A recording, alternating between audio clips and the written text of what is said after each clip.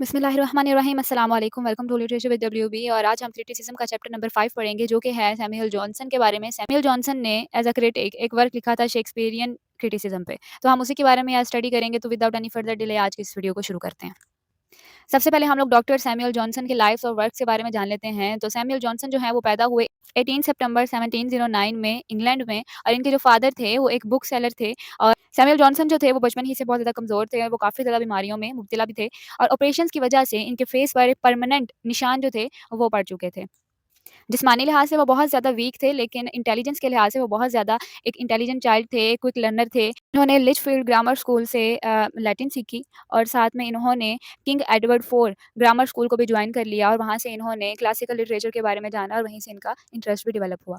ये एक poor family से ताल्लुक़ रखते थे, और इनके फादर भी जो थे वो बहुत ज़्यादा पुअर थे, और पुअर होने की वजह से इन पर काफ़ी ज़्यादा कर्ज़े भी थे, जो कि वो अदा नहीं कर सके। इसलिए सैमुअल जॉनसन ने उनके फ़ादर्स की जो बुक शॉप थी, उस पर उन्होंने काम शुरू किया ताकि वो उसका जो उनका कर्ज़ है, वो चुका सकें। और इसी जॉब की वजह से उनको ये अपॉर्च्युनिटी मिली कि वो बहुत ज़्यादा किताबें पढ़ सकते थे। उन्होंने फिर इसी अपॉर्च्युनिटी को अवेल किया, और काफ़ी ज़्यादा किताबें भी इन्होंने वहाँ पे पढ़ी, जो कि इन्होंने बाद में अपने लिटरेरी और प्रोफ़ेशनल करियर में उनका यूज़ भी किया।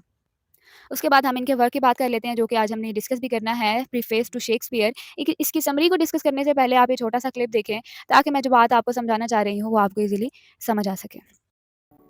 इस मुल्क में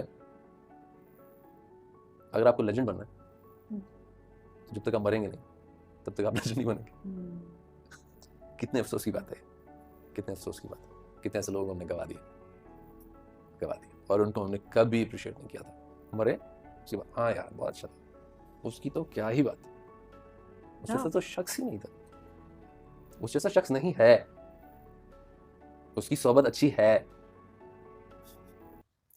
आपने ये क्लिप देखा, और आप सभी जानते हैं कि ये एक सिंगर हैं, एक आर्टिस्ट हैं, जो कि इन्होंने बात कही है। सैमुअल जॉनसन ने भी यही बात कही थी कि जो पुराने राइटर्स हैं, जो क्लासिकल राइटर्स हैं, लोगों को वही पसंद हैं। एंशिएंट टाइम की जो भी राइटिंग है, लोग उन्हीं को ज़्यादा पसंद करते हैं। क्यों? क्योंकि इनके जो राइटर्स हैं, वो अब इस दुनिया में नहीं रहे। शेक्सपियर की मिसाल भी इसी तरह से है, जब वो अब ज़िंदा थे, उस टाइम वो इतने पॉपुलर नहीं थे।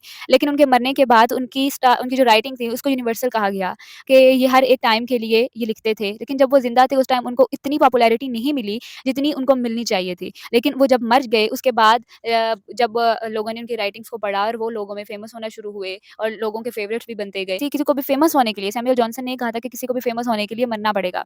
जब कोई इंसान मर जाता है, उसके बाद मरने के बाद लोग उनकी राइटिंग्स को पढ़ते हैं, और फिर एप्रिशिएट करते हैं।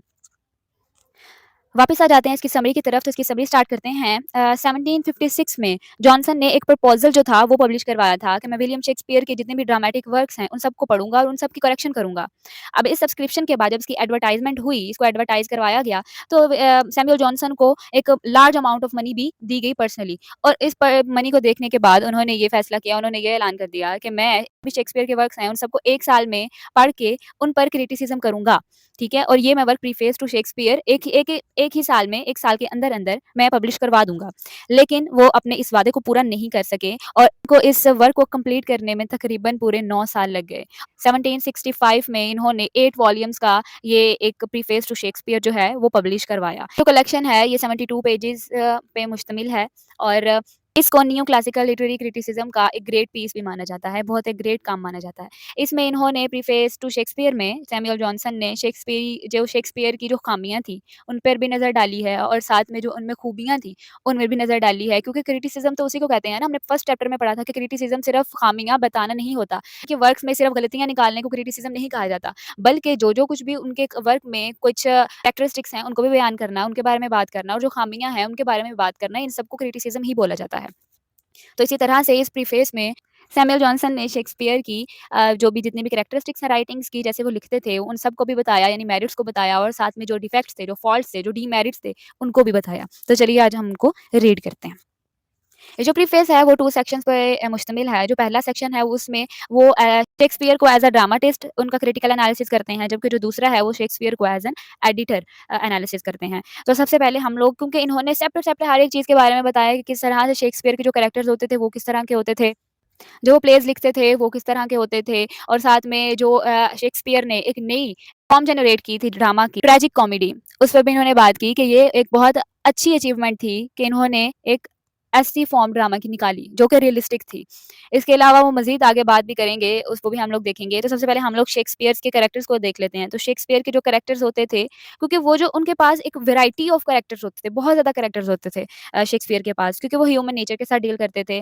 वो उनको किसी हीरो की ज़रूरत नहीं पड़ती थी अपने प्लेस लिखने के लिए, बल्कि वो कॉमन पीपल की लाइफ में से कॉमन मैन को ही अपने कैरेक्टर के तौर पर इस्तेमाल करते थे, ठीक है? जो आम लोगों की ज़िंदगियाँ होती हैं, उन्हीं में से वो कैरेक्टर को उठाते थे। क्योंकि वो ये बहुत ज़्यादा आम लैंग्वेज ही जो आम लैंग्वेज कॉमन पीपल की जो लैंग्वेज है, उसको यूज़ करते थे। तो इसीलिए जो एक आम बंदा है, जो एक कॉमन मैन है, वो भी शेक्सपियर के प्लेस को खुद से रिलेट कर सकता था। इनके जो कैरेक्टर्स होते थे, वो अपने कैरेक्टर्स को बहुत ज़्यादा एक्ज़ैजरेट नहीं करते थे। इनफैक्ट अगर वो सुपरनेचुरल पावर्स का यूज़ भी करते थे ना अपने प्लेज़ में, फिर भी उनकी जो डायलॉग्स होती थी, जो उनका स्पीच जो भी कैरेक्टर की जो स्पीच होती थी, वो बिल्कुल एक रियल लाइफ़ पे होती थी, एक कॉमन लाइफ़ पे होती थी, जो कि कोई भी आम बंदा खुद से उनको रिलेट कर सकता था। तो जो शेक्सपियर के जो कैरेक्टर्स होते थे, वो क्योंकि रियल लाइफ़ से लेते थे, कॉमन पीपल की लाइफ़ से लेते थे, तो इसीलिए वो खुद को भी एक-दूसरे के साथ जो कॉमन पीपल है, अगर वो उनकी प्ले को देख रहा है या पढ़ रहा है, तो उस कैरेक्टर को वो खुद के साथ रिलेट कर सकते थे। इसके अलावा हम लोग शेक्सपियर्स के प्लेस के बारे में बात करते हैं। उनके सैमुअल जॉनसन ने शेक्सपियर्स के जो प्लेस थे उनके बारे में ये कहा कि जो इनके प्लेस होते थे वो सिर्फ़ और सिर्फ़ लव पे बेस्ड नहीं करते थे, बल्कि ये आम इंसान की ज़िंदगी का उनकी लाइफ़ का मिरर हुआ करते थे। उसके अलावा हम लोग बात करते हैं Shakespeare's use of tragic comedy. अब क्योंकि जो क्लासिकल राइटर्स थे, उनका ये कहना था कि अब जो ट्रेजेडी होती है उसमें सिर्फ़ हादसात हैं, सिर्फ़ और सिर्फ़ वही हो सकते हैं। जो कॉमेडी है उसमें सिर्फ़ कॉमेडी हो, हँसी-मज़ाक हो और इसमें कोई भी ट्रेजेडी ना हो, ठीक है? उसमें ट्रेजेडी और कॉमेडी के बारे में उनको सेपरेट ही रखा जाए तो ये बेहतर होगा। लेकिन शेक्सपियर ने इस बात को फ़ॉलो नहीं किया और उन्होंने एक एक नई फ़ॉर्म जो है वो जनरेट की ड्रामा की, जो जिसको कि हम लोग ट्रेजिक कॉमेडी के नाम से जानते हैं। अब ये भी बात उनकी बिल्कुल ठीक है कि अब ज़िंदगी जो है, जो भी रियल लाइफ़, क्योंकि इनका जो वर्क होता था वो तो कॉमन पीपल की लाइफ़ पे होता था ना। तो अब ज़रूरी तो नहीं है कि अगर हँसी-मज़ाक यहाँ पर खुशियाँ चल रही हैं तो वही चलती जाएँगी और अगर गम चल रहे हैं किसी की ज़िंदगी में तो सिर्फ़ गम ही चलते रहेंगे। अगर दुःख है तो खुशी भी है, अगर किसी चीज़ में कोई फ़ायदा है तो किसी का नुकसान भी है। तो इसी तरह से लाइफ़ चलती है ना, जो एक रियलिस्टिक लाइफ़ होती है, जो कि रियलिस्टिक बेस्ड प्लेज़ होते हैं, वो इसी तरह के होते हैं। तो इन्होंने इसी पे बात की कि एक ट्रेजिक कॉमेडी होनी चाहिए। अगर प्ले में कोई ट्रेजेडी हो रही है, तो कॉमेडी भी होगी। अगर कॉमेडी हो रही है, तो ट्रेजेडी भी होगी, क्योंकि ज़िंदगी भी इसी का नाम है। तो जॉनसन जो है, वो यहाँ पे इनको डिफेंड करते हैं कि इन्होंने बहुत अच्छा किया, क्योंकि ट्रेजेडी और कॉमेडी को आपस में मिक्स करके। क्योंकि अगर हम लोग रियल लाइफ़ की भी बात करें, तो उसमें हमारे पास अगर गुड है, तो इविल भी है, जॉय है, तो सॉरो भी है, टीयर है, तो स्माइल भी है।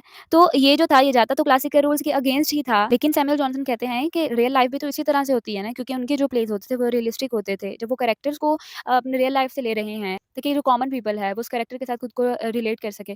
तो वो प्लेज़ भी तो इसी तरह के लिखे जाने चाहिए ना, कि अगर ज़िंदगी में कोई गम है तो कोई खुशी भी आएगी। अगर अगर एक चीज़ बुरी है तो उसमें कोई ना कुछ अच्छा भी होगा। तो इसी तरह से इन्होंने ट्रेजिक और कॉमेडी को आपस में जब मिक्स किया तो ट्रेजिक कॉमेडी बनी। जो शेक्सपियर ने ट्रेजिक कॉमेडी का यूज़ किया, उसपे ट्रेजेडी को कोई इतना ख़ास फ़र्क नहीं पड़ा, वो कमज़ोर नहीं हुई है।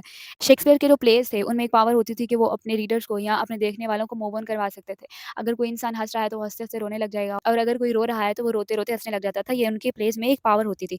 उसके बाद सैमुअल जॉनसन ने शेक्सपियर को कॉमिक जीनियस भी बोला है। सैमुअल जॉनसन ये कहते हैं कि जो शेक्सपियर को जो कॉमेडी होती थी ना, वो एक नेचुरल वे में आती थी। उनको कॉमेडी लिखने के लिए ज़्यादा ज़्यादा मेहनत नहीं करनी पड़ती थी, बल्कि वो उनके खुद ब खुद लिखी जाती थी। एक ऐसे सीन्स को वो प्रोड्यूस करते थे जिनमें ज़्यादा उनकी मेहनत नहीं लगती थी और ना ही ज़्यादा उनका वक़्त लगता था। क्योंकि जो कॉमिक सीन्स होते थे, जो लैंग्वेजेज़ में यूज़ की जाती थी, वो रियल लाइफ़ से वो लेते थे, इसलिए उनको उन पे ज़्यादा मेहनत नहीं करनी पड़ती थी। जबकि जो शेक्सपियर जो ट्रेजेडीज़ लिखा करते थे, जब कोई ट्रेजिक सीन जब लिखा करते थे, तो उसमें उनको काफ़ी ज़्यादा मेहनत करनी पड़ती थी, स्टडी करनी पड़ती थी, वो बहुत ज़्यादा उस पर मेहनत करनी पड़ती थी। इसीलिए उनके जो जितने भी जो ट्रेजिक सीन्स होते थे, उसमें कुछ ना कुछ मिस भी ज़रूर होता था। मतलब वो कंप्लीट नहीं होते थे, उसमें कोई न किसी न किसी चीज़ का लैग ज़रूर होता था। इसीलिए उनको कॉमिक जीनियस कहा गया कि कॉमेडी जो थी वो उनको एक नेचुरल वे में आती थी, जबकि जो ट्रेजेडी थी उसके लिए उनको मेहनत करनी पड़ती थी। उसके बाद जो सैमुअल जॉनसन है वो डिफाइन करते हैं शेक्सपियर को यूज़ ऑफ यूनिटीज़ में। अब यूज़ ऑफ यूनिटीज़ क्या है कि जो भी क्लासिकल जो अरिस्टोटल हैं उन्होंने कहा था कि टाइम, प्लेस और एक्शन, इन तीनों की यूनिटी होनी चाहिए किसी भी प्ले में, किसी भी ड्रामा, किसी भी राइटिंग फॉर्म में इन तीनों की जो है वो यूनिटी होनी चाहिए। जबकि जो शेक्सपियर है उन्होंने इन तीनों की यूनिटी नहीं दिखाई है अपने प्लेज़ में। जो शेक्सपियर के जो प्लेज़ होते थे उसमें सिर्फ़ और सिर्फ़ हम लोगों को एक ही यूनिटी देखने में मिलती थी और वो थी यूनिटी ऑफ एक्शन। अब जो टाइम है और जो प्लेस है उसकी वो यूनिटी नहीं दिखाते थे। उनकी यूनिटी होती ही नहीं थी, सिर्फ़ और सिर्फ़ एक्शन की यूनिटी हम लोगों को उनके प्लेज़ में देखने को मिलेगी। तो इसलिए ये जो क्लासिकल रूल्स ऑफ यूनिटी हैं उनको वो फ़ॉलो उन्होंने नहीं किया। जिनका प्लॉट होता था वो उसमें काफ़ी ज़्यादा वैरायटी होती थी और बहुत ज़्यादा कॉम्प्लेक्स होता था। लेकिन ये भी है कि बहुत ज़्यादा लूज़ भी होता था, उस पे भी हम आगे जाके बात करेंगे। लेकिन फिर भी इनके जो प्लॉट था उसकी एक प्रॉपर बिगिनिंग, एक मिडल और एक एंड होता था, ठीक है? तो इसी पर जो है वो सैमुअल जॉनसन जो है वो उनको डिफेंड करते हैं कि कोई बात नहीं, ज़रूरी नहीं है कि अगर टाइम और प्लेस का जो यूनिटी है वो नहीं है तो ख़ैर है, एक्शन की यूनिटी तो दिखाई दे रही है ना। और वो अपनी ऑडियंस को खुशी देने में भी कामयाब हो जाते हैं, तो इसमें कोई बड़ा मसला नहीं है, अगर नहीं भी है यूनिटी तो खैर है। और सैमुअल जॉनसन साथ में ये कहते हैं कि कोई भी जो फ़िक्शन होता है, वो कभी भी रियल नहीं होता और ये बात ऑडियंस को पता है। तो इसलिए खैर है अगर यूनिटी जो है वो प्लेस और टाइम की नहीं है। ड्रामा जो है वो डिइल्यूजन होता है और डिइल्यूजन जो है उसकी कोई लिमिट नहीं होती है। इसमें कोई खराबी नहीं है कि डिफरेंट एक्शंस और को डिफरेंट प्लेसेस में अगर ना भी दिखाया जाए तो। जॉनसन फर्दर ये कहते हैं कि जो ड्रामा है वो हम लोगों को मूव ऑन करने में हेल्प करता है। इसीलिए नहीं कि हम लोग ये सोचते हैं कि ये रियल है, बल्कि इसलिए कि हम लोगों को ये फ़ील करवाता है कि जो यहाँ पर इनके साथ बुरा हो रहा है, वो हमारे साथ भी हो सकता है।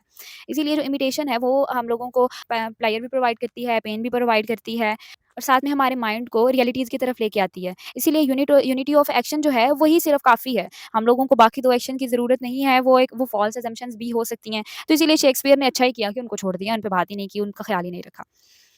उसके बाद वो शेक्सपियर के कुछ फ़ॉल्ट्स की बात करते हैं कि अब इनमें कुछ फ़ॉल्ट्स भी थे। अब वो फ़ॉल्ट्स कौन-कौन से थे वो देख लेते हैं कि जो शेक्सपियर हैं, उन्होंने जब वो लिखते थे ना तो वो मॉरल वैल्यूज़ के लिए नहीं लिखते थे। वो अपनी ऑडियंस को कोई भी मॉरल लेसन नहीं दे के जाते थे। वो सिर्फ़ और सिर्फ़ उनको प्लेज़र देने के लिए लिखते थे और उनके जो प्लेस थे, उनको देखने के बाद मज़ा तो बहुत आता था, ऑडियंस बहुत एन्जॉय करती थी, लेकिन उनको कोई ना कोई सबक नहीं मिलता था। क्यों? क्योंकि उनके जो शेक्सपियर का जो आखिर में होता था ना, जो उनकी जो भी एंडिंग होती थी, उनमें इवल का या तो ठीक तरह से खात्मा ही नहीं होता था और या फिर जो कोई भी अच्छा है, जो अच्छा कैरेक्टर है, जो बहुत अच्छा हमें पूरी स्टोरी में दिखाया गया, उसकी भी वो आखिर में उसकी भी डेथ करवा देते थे। तो इसलिए जो मॉरल वैल्यूज़ हैं, उन पे वो उन्होंने ज़्यादा ध्यान नहीं दिया। हम लोगों को कोई भी मॉरल वैल्यूज़ सीखने के लिए नहीं मिलेगी शेक्सपियर के प्लेज़ में। उसके बाद जो दूसरा फ़ॉल्ट बताया है सैमुअल जॉनसन ने वो ये है कि जो शेक्सपियर का जो प्लॉट होता था ना, वो बहुत लूज़ली होता था। बहुत लूज़ वो अपना प्लॉट जो थे वो फ़ॉर्म करते थे। पे वो थोड़ी-सी तवज्जो देते तो वो उसको इम्प्रूव कर सकते थे। लेकिन उन्होंने इसको नेग्लेक्ट कर दिया। और मज़ीद उन्होंने बात की कि बहुत ज़्यादा फ़ॉल्ट जो थे वो इनको क्रोनोलॉजी में भी देखने को मिले। क्रोनोलॉजी कहते हैं कि एक टाइम टू टाइम एक इवेंट चलता आ रहा है, यानी कि इसके बाद ये हुआ, इसके बाद ये हुआ, इसके बाद ये हुआ। लेकिन शेक्सपियर के जो प्लेज़ हैं, उनमें हम लोगों को क्रोनोलॉजी देखने को नहीं मिलेगी। उन्होंने अगर फॉर एग्ज़ाम्पल अगर कोई भी एक्शन है जो कि पहले हुआ था हिस्ट्री में, हिस्ट्री की बात कर रही हूँ, अगर हिस्ट्री में अगर कोई एक्शन पहले हुआ था, तो वो शो हो सकता है शेक्सपियर ने अपने प्लेज़ में बाद में दिखाया हो, ठीक है? और जो एक्शन बाद में हुआ था, वो पहले दिखा दिया हो। तो इस तरह से वो उनमें एक क्रोनोलॉजी नहीं होती थी। वो टाइम टू टाइम चीज़ों को नहीं बताते थे। उनका इसीलिए जो प्लॉट था वो भी बहुत ज़्यादा लूज़ होता था और क्रोनोलॉजी भी उन्हें उसमें हम लोगों को नहीं देखने को मिलती थी। और इसके अलावा जो वो जोक्स का इस्तेमाल करते थे, वो जो थे वो सुनने वाले को अच्छा भी लग सकता था, सुनने वाले को बुरा भी लग सकता था, वल्गर भी लग सकता था। इसीलिए इस किस्म के जो जोक्स थे वो भी इस्तेमाल किया करते थे। अपने प्लेस में वो बहुत ज़्यादा पांस का यूज़ किया करते थे और पांस की वजह से जो एक असल मकसद होता था उस प्ले का या फिर उस सीन का, वो खो जाता था। उसके अलावा हमारे पास जो नेक्स्ट वाला पॉइंट है वो है मेरिट्स ऑफ शेक्सपियर। अब शेक्सपियर जो थे वो ब्लैंक वर्सेस में लिखा करते थे। ब्लैंक वर्सेस कहते हैं जिसमें कि मीटर तो होता है लेकिन उसमें राइम का इस्तेमाल नहीं किया जाता है। तो राइम का इस्तेमाल इसमें नहीं किया जाता ब्लैंक वर्सेस में, तो ब्लैंक वर्सेस को वो ज़्यादा प्रेफ़र करते थे। उसमें वो इतने क्योंकि अपनी हर एक जो उनकी जो भी वो लिखते थे ना, वो ब्लैंक वर्सेस में ही लिखते थे। जिसकी वज़ह से वो ब्लैंक वर्सेस में बहुत ज़्यादा माहिर हो चुके थे। तो इनकी जो भी ब्लैंक वर्सेस की वज़ह से बिल्कुल ऐसा लगता था जैसे वो प्रोज़ लिख रहे हैं, प्रोज़ की लैंग्वेज लिख रहे हैं। तो इन स्लाइड्स का लिंक जो है वो मैं डिस्क्रिप्शन बॉक्स में दे दूँगी। उम्मीद है कि आपको इस लेक्चर की समझ आई होगी। वीडियो पसंद आई हो तो लाइक कर दें और अगर चैनल पे नए हैं तो प्लीज़ सब्सक्राइब करना मत भूलिएगा। तो फिर मिलते हैं इंशाल्लाह नेक्स्ट वाली वीडियो में, तब तक अपना ख़्याल रखिएगा। अल्लाह हाफ़िज़।